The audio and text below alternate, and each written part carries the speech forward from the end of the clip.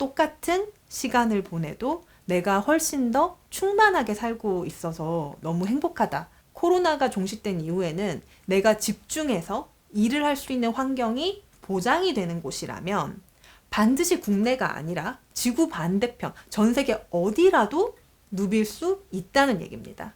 수많은 실험을 해볼 수 있는 가장 첫 번째 세대인 거예요. 10년 뒤 우리의 삶은 과연 얼마나 달라질까요? 왜 점점 더 많은 사람들과 조직들이 디지털 노마드에 대해서 이야기를 하고 있을까요? 먼저 개인의 입장에서 한번 생각해 볼까요? 제가 만난 수십 명의 인터뷰이들이 가장 먼저 이야기하는 게 있었어요. 바로 출퇴근입니다. 출퇴근이 내 인생에서 사라졌다. 이 이야기들을 모든 인터뷰이들이 입을 모아서 말했어요. 한국은 OECD 국가 중에서도 출퇴근 시간이 가장 긴 국가 중에 하나입니다. 하루 출퇴근에 사용하는 시간이 왕복해서 2시간이라고 한번 해볼게요. 그러면 1년이면 21일, 거의 한 달입니다. 1년에 거의 한 달을 우리가 길 위에서 보내고 있다는 거예요. 이렇게 출퇴근이 필수로 요구되는 상황에서 우리가 소모하게 되는 시간과 자원은 비단 길 위에서만 해당되는 것이 아닙니다. 출근 준비 한번 생각해 볼게요. 출근 복장을 고르고 머리끝부터 발끝까지 점검하고 꾸미고 버스 시간, 지하철 시간에 늦지 않도록 종종 걸음을 쳐야 하고 지옥처럼 말할 것도 없죠. 만약에 내 차로 직접 운전을 한다. 그러면 더 슬퍼요. 말도 안 되는 교통체증이 내 삶의 일부가 되니까요. 거기다가 종잡을 수 없는 날씨에 대중교통, 연착에 온갖 내가 어떻게 손을 쓸 수가 없는 변수들이 계속해서 일어날 수밖에 없는 거예요. 그렇게 겨우 사무실에 도착해서 자리에 마침내 앉으면 이제 하루가 막 시작되려는 참인데 진이 다 빠지는 거죠. 출퇴근 시간의 러시아워, 개인이 받는 스트레스, 이미 각종 연구 결과들이 쏟아지고 있는 건강 저하 문제, 대도시로 집중되는 이 대도시 집중화 현상, 거기다가 환경 오염까지 끝도 없습니다. 그럼에도 불구하고 왜 모든 사람들이 똑같은 시간대에 똑같은 형태로 다 같이 한꺼번에 움직이고 다 같이 모두가 같은 고통을 겪어야만 할까요? 많은 사람들에게 내가 자고 일상생활을 보내는 집, 그리고 내가 일을 하는 직장, 이 두 가지 고정된 장소 사이로 통근을 하면서 일하는 방식이 마치 원앤올리 유일한 일을 하는 방법 같겠지만 사실 이러한 일의 방식의 역사는 200년도 채 되지 않았습니다. 그 당시 사회상에 비추어 봤을 때, 그리고 꽤 최근 전까지만 해도 이게 가장 말이 되는 합리적인 방법이었기 때문에 우리가 그리고 많은 사람들이 이렇게 일을 해온 거잖아요. 근데 과연 지금도 그럴까요? 여전히 단점보다 장점이 훨씬 더 많을까요? 우리는 지금 새로운 패러다임을 마주보고 있습니다. 제가 만난 많은 인터뷰이들이 출퇴근 다음으로 꼽은 원격 근무의 장점은 바로 일이 잘 된다는 겁니다.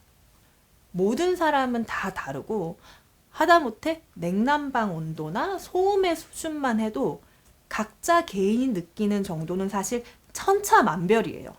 그래서 같은 사무실을 쓰면서도 누구는 에어컨 온도를 이렇게 하고 싶어 하고 누구는 난방 온도를 저렇게 하고 싶어 하는 일이 벌어지는 거죠. 즉, 각자 가장 내 자신이 최고로 집중해서 일을 할 수 있는 환경은 사람마다 다른 게 어떻게 보면 당연한 거란 얘기예요. 누군가는 아침에 일이 잘 될 거고, 누군가는 늦은 시간에 가장 효율이 높을 거고, 누군가는 스탠딩 데스크가 필요할 거고, 또 누구는 주변에 나를 제외하고 다른 사람이 아무도 없어야 일이 잘 되기도 합니다. 그리고 이건 내가 주도적으로 직접 내가 일을 할 환경을 스스로 조성해보는 경험이 없이는 알 수가 없는 것들이에요. 또 원격으로 협업을 하는 업무 형태에 대해서 이야기할 때 많은 사람들이 가지는 의구심이 있습니다. 뭔가 엄청난 아이디어, 그런 혁신, 뭔가 굉장히 특이한 신선한 그런 발상들은 조직의 구성원 모두가 물리적으로 고정된 하나의 장소, 한 방에 모여 있을 때만 일어날 것이다. 그런데 제가 인터뷰한 기업의 경영진들은 또 다르게 이야기를 하더라고요. 베이스캠프의 공동 창업자이기도 한 데이빗 하이네마이어 헨스는 이렇게 말했습니다. 이미 개발된 수많은 온라인 소통 도구들이 사람들이 오프라인에서 만나서 소통을 하는 경험의 95%까지는 이미 충실하게 구현을 하고 있다. 물론 한 자리에 모여서 사람들이 브레인스토밍을 하고 기발한 아이디어를 떠올리는 경험은 분명히 중요하지만 그 나머지 단 5%를 위해서 매일같이 조직 구성원 모두가 힘들고 고통스러울 수까지 있는 출퇴근을 감수하면서 모두가 한 자리에 모이게 강제할 필요는 없다고 했어요. 그리고 사실 실제 업무의 대부분들은 획기적인 아이디어를 계속해서 떠올리는 게 아니라 회의 때 떠올린 아이디어 중에 극히 일부를 실제로 구현하는 실무입니다. 많은 원격 근무 시행사들은 정기적으로 조직의 구성원들이 팀별로 또는 부서별로 한 자리에서 함께 시간을 보내고 집중적으로 아이디어를 떠올리는 시간을 가지도록 해요. 그리고 그 후에는 다시 각자가 자신이 가장 집중해서 일을 잘 할 수 있는 공간으로 돌아가서 일을 구현하는 실제 업무에 집중해야 한다고 말을 합니다. 제가 만났던 인터뷰들 중에 지금까지도 가장 기억에 남는 이야기를 하는 사람들이 있어요. 미국 노스캐롤라이나에서 몇십 년에 걸쳐서 운영하던 자신의 로펌, 법률사무소에 단계적으로 원격 근무를 도입을 해서 디지털 노마드로 살아가고 있는 로센 부부의 이야기입니다. 이 부부는 은퇴 후에 노년을 맞이해서야 여행을 다니고 퇴직금을 받을 날만 기다리면서 매일같이 출퇴근하면서 똑같은 일상을 반복해야 한다는 점에 의문을 가지게 됐다고 해요.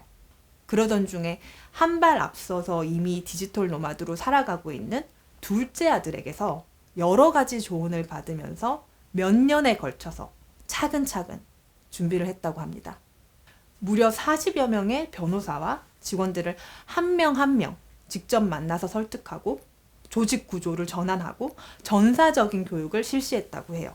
그 이후에는 집과 차를 포함한 수많은 소유물들을 하나하나 처리하고 사진과 서류들은 디지털화 했다고 해요. Our experience is when we have a routine and we're living the same life, those days do feel like they fly by. But when you get up in a new place each day and you have a new experience for breakfast and where you're working and what you're doing and somewhere interesting for lunch and something different happens in the afternoon and you go for a walk in a new neighborhood you've ever been to that evening and then you have ice cream at the place that you discover, boy, your days feel like weeks if not months, and it really changes your perception of time. And as you get older, if there's anything you'd want, it's more time. 다큐멘터리에서 이 부부가 했던 말들 중에 가장 기억에 남는 게 나이를 먹을수록 일상이 매일 똑같기 때문에 시간이 굉장히 빨리 지나가는데 지금은 새로운 장소에서 눈을 뜨고 내가 새로운 장소를 배경으로 뭔가를 하고 또 여러 가지 새로운 시도를 하고 그렇게 하루하루를 보내다 보니까 똑같은 하루가 몇 주, 몇 달 이렇게 굉장히 길게 느껴진다는 거예요. 그래서 똑같은 시간을 보내도 내가 훨씬 더 충만하게 살고 있어서 너무 행복하다. 이렇게 말을 했던 게 가장 기억에 남는 것 같습니다. 그럼 조직의 입장에서는 어떤 이유들이 있을까요? 어떤 이유들로 원격 근무, 디지털 노마드 이런 새로운 시도를 해보게 되는 걸까요? 모두가 입을 모아서 가장 먼저 말하는 것이 바로 인재 채용입니다. 채용 공고들을 보면 지역이 필수로 기재돼 있죠. 보통 그 회사의 소재지고요. 이 필터가 완전히 사라진다는 거예요. 지역의 한계가 사라질 뿐만 아니라 이사 등의 이유로 훌륭한 인재를 놓치는 일도 피할 수 있다는 거죠. 그리고 사실 사람들은 대부분 원하는 게 어느 정도 비슷하다 보니까 대부분의 사람들이 원격 근무를 선호하는 추세다 보니 이런 인재들과 오랜 시간 함께 일할 수 있는 장점도 있습니다. 실제로 많은 원격 근무를 시행하는 조직들을 보면 직원들의 근속 연수는 훨씬 길고 자발적인 퇴사율은 훨씬 낮습니다. 두 번째는 뭘까요? 바로 비용 절감입니다. 모든 사회적, 문화적 변화의 배경을 우리가 자세히 들여다보면 사실 그 바닥에는 경제 논리가 반드시 깔려져 있죠. 원격 근무 역시도 마찬가지입니다. 특히 대도시의 사무실 임대료, 각종 유지비를 한번 생각해 보세요. 또 원격 근무는 위험 분산 효과도 있습니다. 자연재해를 한번 생각해 볼게요. 워싱턴 DC에 있는 미국 연방정부 사무실의 경우에 향후 5년에 걸쳐서 원격 근무 도입을 위한 시스템을 구축하고 직원들을 교육하는 데 드는 비용이 폭설 때문에 사무실이 단 하루 문을 닫았을 때 발생하는 비용의 3분의 1도 채 되지 않는다고 합니다. 지금 코로나 시대에 원격 근무가 새로운 대안이 될 수가 있는 거죠. 이제 우리는 한국에서도 우리 삶의 가까이에서도 이러한 변화들을 매일같이 마주하고 있습니다. 제가 다큐멘터리를 제작하고 또 책을 쓸 당시에만 해도 사실 거의 모든 사례들이 해외, 특히 북미 그리고 유럽 중심이었어요. 그런데 지금은 한국에서도 눈에 띄는 변화들이 굉장히 왕성하게 일어나고 있습니다. 대표적인 사례 중에 하나가 바로 라인이에요. 라인은 하이브리드 워크 1.0 제도를 도입하면서 직원들이 전일 완전 재택부터 주 N회 재택까지 사무실 근무 그리고 재택근무 이 두 가지를 조합을 해서 자유롭게 선택할 수 있겠습니다.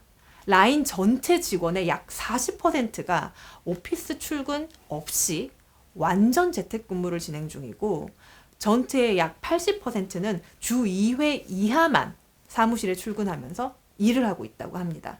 즉 출퇴근을 위해서 내가 반드시 이 회사가 위치한 도시 또는 여기로 출퇴근이 가능한 그 근처 어딘가에 반드시 있지 않아도 된다는 거예요.